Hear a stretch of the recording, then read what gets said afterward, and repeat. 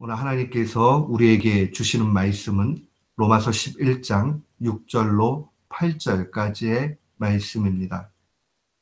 로마서 11장 6절로 8절 말씀,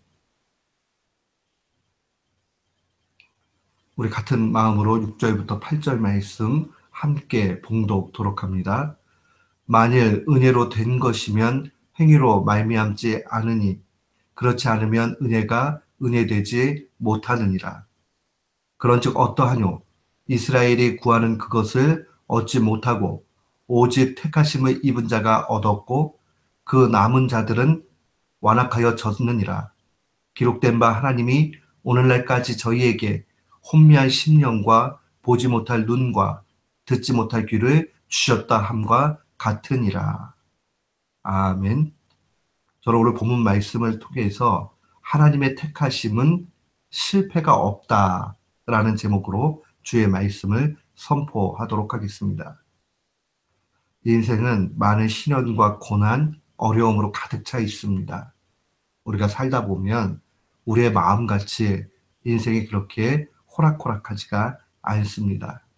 그러다 보면 우리가 신자임에도 불구하고 낙심하게도 되고 또 절망 가운데 놓이기도 합니다.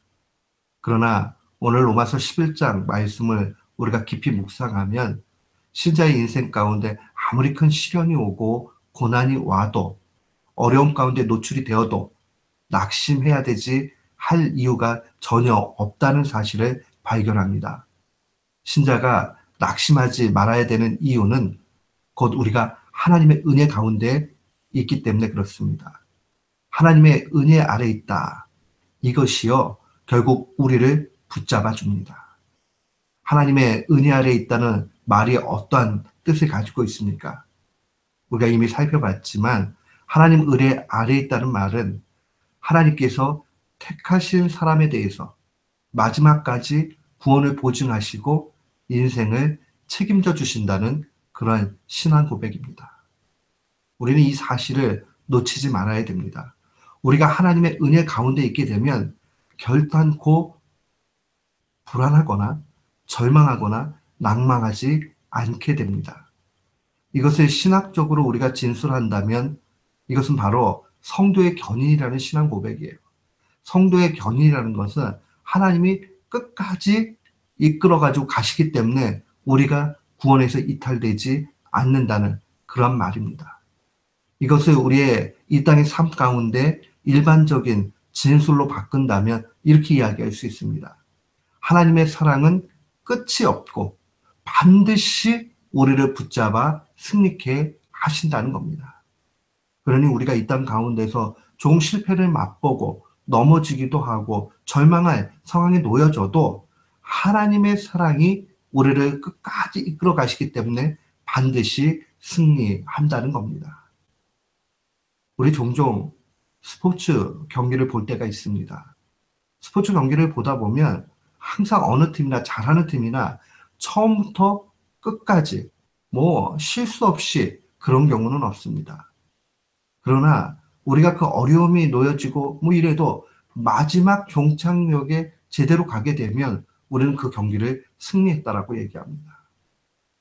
저는 종종 한국 선수들이 이 동계올림픽 가운데서 쇼트트랙이라는 그러한 경기를 하는 것을 리플레이 해가지고 볼 때가 여러 번 있습니다. 왜 그러냐면 보다 보면 맨 마지막에 뒤쪽에 처져 있다가도 그 코너링을 잘해서 역전을 하고 마지막에 스케이트 날을 밀어대면서 최선을 다해서 승리를 얻는 모습을 보면 야, 마치 구원이 저와 같구나 하는 생각을 하기 때문입니다. 하나님께서 이끌어 가시며 마지막에 승리를 맛보게 하시는 거죠. 아무리 저 뒤쪽에 처져 있다가도 마지막 결승선을 통과하면, 제일 먼저 통과하기만 하면 그 사람에게 금메달이 주어집니다. 아무리 바깥쪽의 상황들이 좀 좋지 못한 그런 일들이 있었어도 마지막 최종적인 것이 좋으면 그러합니다. 하나님의 은혜가 크다, 하나님 은혜 아래 있다 하는 것은 바로 이것을 의미합니다. 우리가 하나님의 은혜 아래 있게 되면 마지막 최종적인 승리의 그 상황으로 놓이게 됩니다. 이 내용을 이스라엘 역사를 통해서 바울은 해석하고 있습니다. 7절 말씀에 보면 그런즉 어떠하뇨? 이스라엘이 구하는 그것을 얻지 못했다. 이스라엘이 구했던 그것이라는 것은 좁게 이야기하면 의를 구했죠. 그들이 의롭게 되기를 원했어요. 다른 말로 얘기하면 구원입니다. 그런데 그들의 이 의로움을 원했지만은 얻지 못하고 얻은 자는 오직 택하심을 입은 자가 얻었다는 겁니다. 노력을 하고 열심을 갖고 특별히 율법적인 최선을 다했다고 그 율법적인 열심을 통해서 얻어진 것이 아니라 하나님이 태초에 특정하신 이들에게 주어졌다는 겁니다. 심지어는 이스라엘의 얼마 사람들은 완악하여지는 그런 일들까지도 있었다는 겁니다. 바울이 지금 이야기하고 싶은 것은 의를 얻는 사람, 바로 구원을 받는 사람은 혈통적인 이스라엘의 그 개념에서 얻어지는 것이 아니라 오직 영적인 이스라엘이 얻게 된다는 거죠. 그러니까 태어날 때 혈통으로 이스라엘 되었다고 구원이 보증되는 것이 아니라 하나님의 택하심을 입은 영적인 이스라엘이 얻게 된다는 겁니다. 사랑하는 성도 여러분, 만약 구원이라는 것, 의라는 것이요, 혈통이나 행위로 말미암아 주어진다면 우리는 늘 불안할 겁니다. 예를 들어서 우리가 어머니나 아버지나 완벽하게 유대인이 아니고서야 우리에겐 구원이 없다고 절망할 수밖에 없지 않겠습니까? 또한 행위에 달려있다 그러면 내가 좀 잘할 때는 구원을 받은 것 같고 아닐 때는 못 받은 것 같고 위태하고 정말 그 절망 가운데 놓일 수밖에 없습니다. 그러나 하나님이 주시는 구원의 근거는 6절에 나와 있는 대로 확실합니다. 은혜로 말미암아 주어지는 겁니다. 은혜로 말미암아 주어졌다는 것은 우리에게 달려있다는 것이 아니죠. 바로 이것은 하나님이 주관하신다는 겁니다. 하나님의 손 아래 있다는 겁니다. 그런데 우리가 이 행위로 말미암지 않고 은혜로 주어졌다 하는 말을 잘못 받아들여서는 안 됩니다. 보통 구원이 은혜로 주어졌다라고 이야기하면 사람들이 착각하는 것이 있습니다. 첫 번째 착각은 무엇이냐면 은혜로 주어졌으니까 인간의 행위는 필요 없으니 막 살아도 된다 하는 그러한 마음을 갖게 됩니다. 여기서 인간의 행위로 말미암지 않았다라는 것을 우리가 말씀에 순종하고 하나님의 뜻대로 살고 하는 그 행위를 뜻하는 것이 아니에요. 여기서 얘기하는 행위라는 것은 우리의 열심과 노력을 통해서 구원을 얻을 수 없다라는 겁니다. 그러니까 우리의 삶의 열심, 그거 가지고 공로를 내세울 수 없다는 뜻이지, 우리가 나쁜 짓 하고 막 살아도 된다 하는 그러한 개념이 아닙니다. 하나님의 은혜로 구원이 주어졌다는 것을 잘못 적용하게 되면 막 살아도 되는 것 같은 그러한 오류에 빠지게 됩니다. 또한 두 번째 오류는 구원이 은혜로 주어졌다라는 이 말을 하나님께서 은혜 주시지 않으면 구원을 얻을 수 없으니 책임은 하나님께 있다 하고 하나님께 책임을 전가하는 겁니다.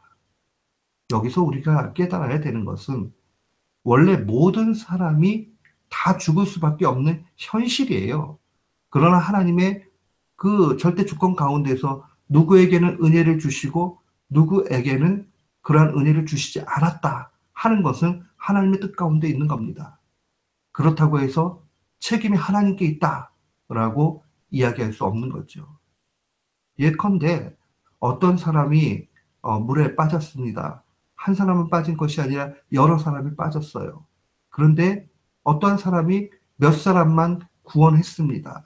그 물 가운데서 일으켜가지고 살렸습니다. 그렇다고 해서 그 구원을 받은 사람이 이야기하기를 왜 다른 사람은 구하지 않았느냐?